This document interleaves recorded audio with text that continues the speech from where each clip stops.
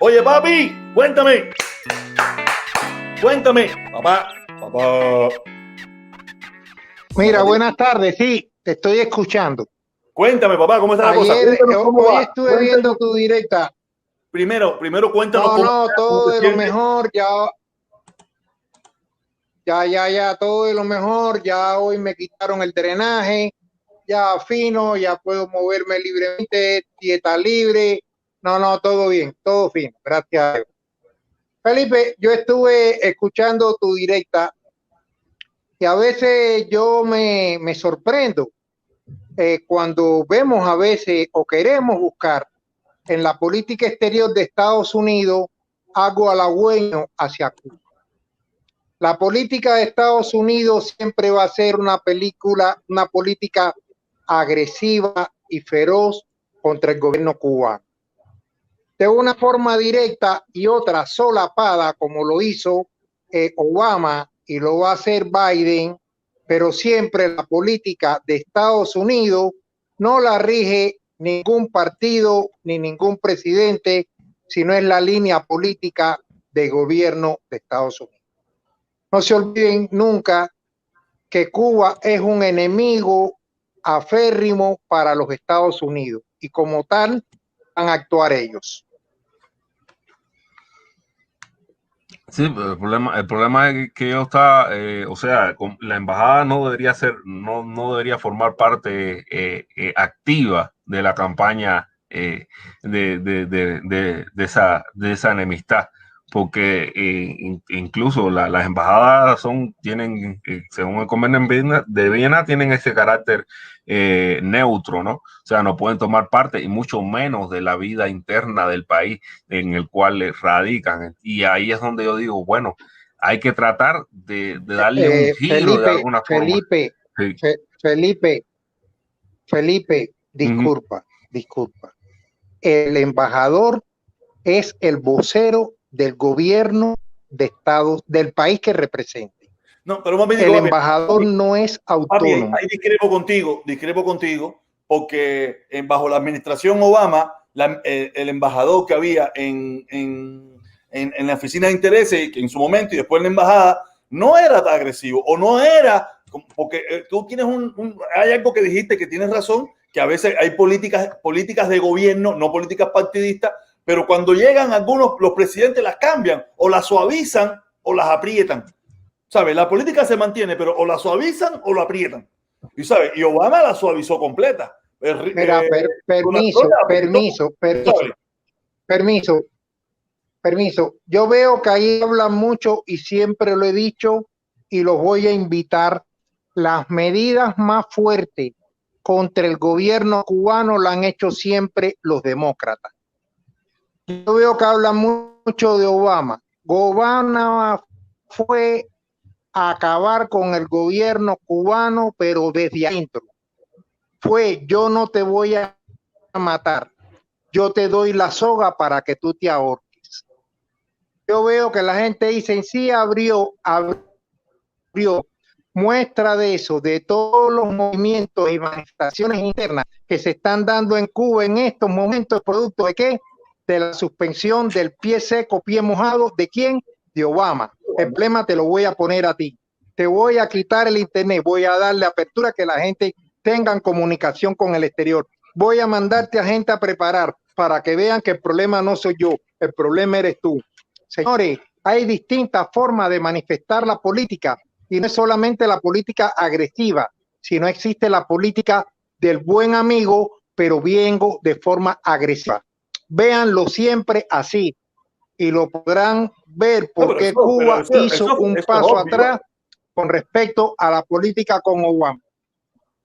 Pero eso fue obvio, que no lo quiso ver es porque no quiere ver. Obama, que fue obvio, la apertura de Obama no era porque querían ser amiguitos ni quería perpetuar el socialismo. Entonces, por eso tú no me puedes decir, por eso tú no me puedes decir de que un embajador, no, el embajador lleva la política del gobierno, que en un momento tengo una política de acercamiento, tengo una política, pero la política del gobierno de Estados Unidos contra Cuba siempre va a ser de mano dura. No lo creo. Lo demás. ¿Por qué? Porque todos los movimientos Y no se olviden que durante el gobierno de Obama fue cuando se alimentó a muchos movimientos, como fue cuando él avivó a cuando se reunió con toda esa gente de izquierda. Fue a decir, aquí tienen el apoyo de Estados Unidos. Estados Unidos los escucha. No se le hizo oído sordo. Cuando tú te haces oído sordo, tú sí te estás poniendo en concordancia con el gobierno. Cuando tú me prestas oído, cuando tú eres mi vocero, entonces yo te estoy haciendo una caja de resonancia. Y así tienen que verlo en la política exterior. Yo sí te puedo decir, fíjate que cada vez que entra un gobierno cambian casi siempre los embajadores. Cambian los embajadores, cambian ministros de Relaciones Exteriores, porque se rige todo, ¿sabes? Hay política, pero Cuba no es política de Estados Unidos. Cuba es política de Miami, no de Estados Unidos. Eso de que son enemigos, férrimos, eso es cuento de Miami y de Cuba. Cuento. El gobierno norteamericano, yo lo he puesto en Noicel, yo creo que estaría loquito por salir de todo el drama con Cuba. Aquí los que no lo dejan salir del drama con Cuba, mira, son la bandita de cubano, la bandita de cubano. Están ubicando. No lo creo. Ustedes se están ubicando en el contexto actual, pero no te olvides que siempre Estados Unidos, desde la Constitución de Naciones Unidas, Estados Unidos quiso intervenir en la situación cubana. Y eso ya hace más de 150 años de la Constitución de las Naciones Unidas. Eso no es a partir de la revolución. Yo la historia esa no me la sé. Yo te hablo de mi historia moderna, la que yo conozco. Bueno, entonces cuando tú vienes, cuando tú quieres analizar una cosa, tienes que verlo en todo el contexto real. Pero siempre los Estados Unidos han visto a Cuba como su patio trasero. Siempre han visto a Cuba como su patio trasero. Por eso fue la explosión del Maine. Por eso fue la explosión del Maine. Por eso es que tenemos la base de Guantánamo. Eso fue hace 200 años. Eso no tiene nada que ver con la política actualmente. Eso hace 200 años. Eso es política pasada, que solamente se ha ido arrastrando porque todavía hay un poco de cubanos en Miami que manejan un poco de economía, pagan políticos, compran políticos con $3,000, $4,000, $5 y mantienen la votación. A medio mundo norteamericano usted le pregunta qué es Cuba y no saben ni qué coño es eso. En aquel entonces Cuba era algo importante para ellos. Hoy en día Cuba no es importante para la mayoría de los políticos ni para mucha gente en Estados Unidos, solamente para el sector cubano mayamero. Más nadie que eso. Eso ya está comprobado. Aquí lo que no se ha quitado, no se ha levantado el embargo, porque todavía los cubanos tenemos poder político. Si Vietnam fue peor que Cuba, China ha sido peor que Cuba, Japón ha sido peor que Cuba. Cuba no la ha tumbado un avión sí, le tumbó 2 o 3 aviones, la ha tumbado. Pero Japón le metió un bombardeo, le acabó con una base militar, mató no sé cuántos cientos de norteamericanos. Y son amiguitos, papi. Eso bobería. Eso fue hace 200 años atrás. 200 años atrás. Podemos empezar más o menos. 150 años atrás. Ya esa política se acabó. Eso sí. Gente... Ok. Yo te remito a la historia y la historia es parte de la realidad. Y yo le voy a remitir a los hechos y vamos a observarlo. Las medidas más fuertes que se le ha puesto al gobierno cubano ha sido por parte de los demócratas. La ley Hess-Burton a pie de la salida de Clinton. Pie seco y pie mojado lo aprobó a pie de la salida de Obama. La invasión se realizó a Cuba fue en el gobierno de John F. Kennedy, demócrata. Todas las medidas más agresivas contra Cuba. Papi, estás perdiendo el contexto. ¿Por qué se firma la ley Hess-Burton? Porque Clinton y el gobierno cubano se estaban sentando a la mesa para eliminar el embargo. ¿Y qué pasó? El gobierno cubano con el problema, el gobierno cubano no. Está pasando lo mismo que lo que pasó con San Isidro. Los cubanos de Miami empezaron a entrar a Cuba con avión para provocar al gobierno cubano porque veían que estaba sobre la mesa el levantamiento del embargo. El gobierno cubano, en defensa de su territorio, le cayó a bombazo esos aviones y Clinton se vio obligado a firmar la ley Hart-Bolton y a firmar la ley de pie seco, pie mojado. Ese es el contexto histórico, que es lo mismo que está pasando con San Isidro. Hay una posibilidad de que se vuelva para atrás y que se levante el embargo o que se hagan medidas a favor del gobierno cubano y que están intentando ahora con el problema de San Isidro hacer lo mismo que se hizo en el año 90 y pico, en el año 80 y pico, cuando la ley de pie seco, pie mojado y cuando la ley Hart-Bolton. Lo mismo, la misma estrategia. Crear una cabeza de playa para que el próximo gobierno que viene, que supuestamente Biden va a ver apertura, rompa esa apertura y no la haga. Eso es lo que andan buscando, ¿sabes? El contexto, tú estás hablando de un contexto, pero no estás hablando del contexto completo. Completo no era. Clinton estaba sentado para quitar el embargo. Reagan se sentó también para quitar el embargo. ¿Y qué pasó con Reagan? Cuando Reagan se sentó, se metieron en África, porque aquí también hay que ver una cosa, aquí hay que ver a quién verdaderamente quieren que le quiten el embargo, porque cada vez que hay una posibilidad de que se quite el embargo, pasa algo, que el gobierno cubano se mete en un lío, se faja esto, lo otro, y al final toda la negociación vuelve para atrás. Reagan nunca tuvo nada halagüeño para con Cuba. El gobierno más agresivo de Estados Unidos contra Cuba fue el periodo de Reagan, porque hasta más en su plataforma programática y en su declaración de Santa Bárbara, él dijo que invadiría a Cuba.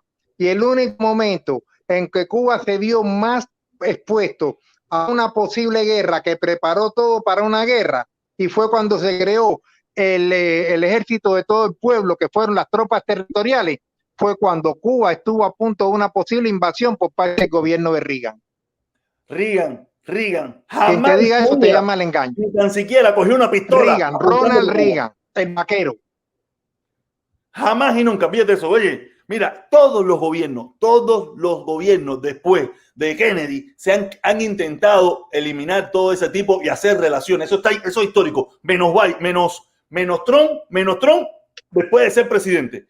Todos los gobiernos se han sentado, han conversado para volver a... Eso es historia en Estados Unidos. Eso no es el cuento de aquí de Miami, no. Todos los presidentes. Pero ¿qué ha pasado? Por X, por H, por B, por cosas del gobierno cubano, por cosas de los políticos de Miami, no se han podido terminar de sentar para arreglar la situación. Tú sabes, eso es real. Política norteamericana, historia norteamericana. El problema es que acuérdate que nosotros ya teníamos una información y aquí tenemos otra. Pero todos los gobiernos, desde Kennedy para acá, todos han intentado sentarse con el gobierno cubano y por X, por H, por B, no se han podido sentar o no han podido terminar las conversaciones. Siempre.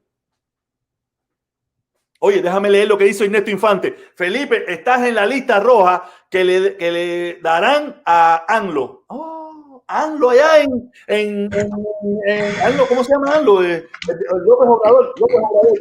Andrés López Obrador. No, imagínate, si tú en la lista roja de López Obrador, supuestamente porque me van a dar un cargo de gobierno o algo de eso, porque López Obrador es rojo. Rojo rojito.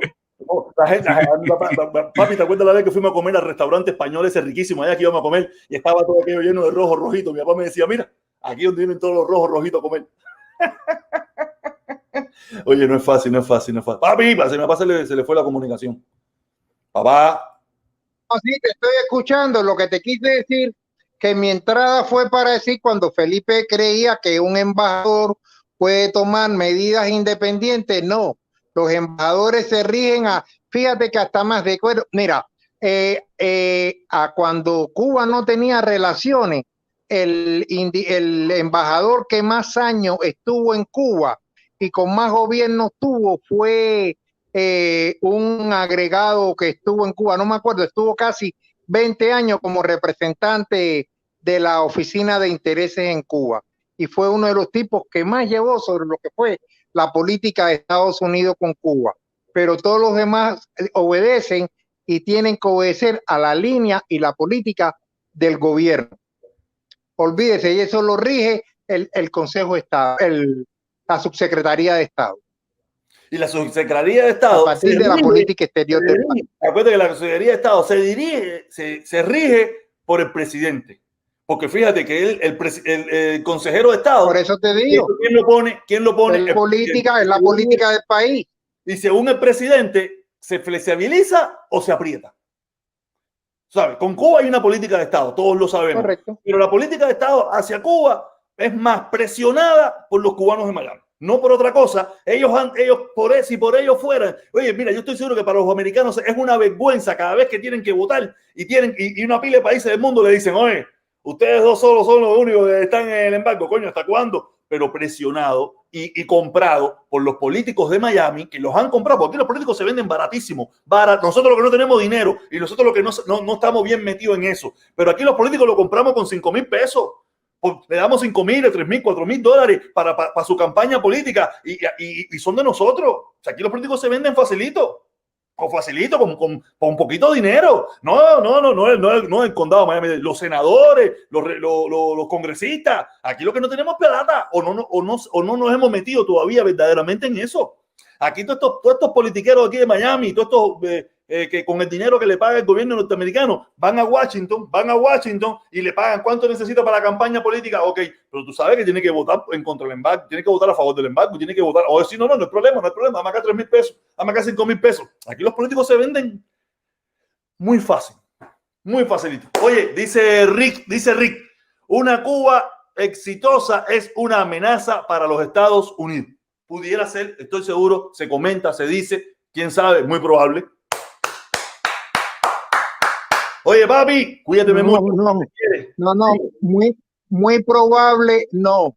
El día que Cuba no tenga un embargo, el despegue va a ser vertiginoso. Y ese es uno de los grandes miedos. ¿Se fue? Volvió. No, pero ese es que se le cae el internet y no lo saca como tal el StreamYard, lo deja ahí como en un estado, lo deja en el limbo.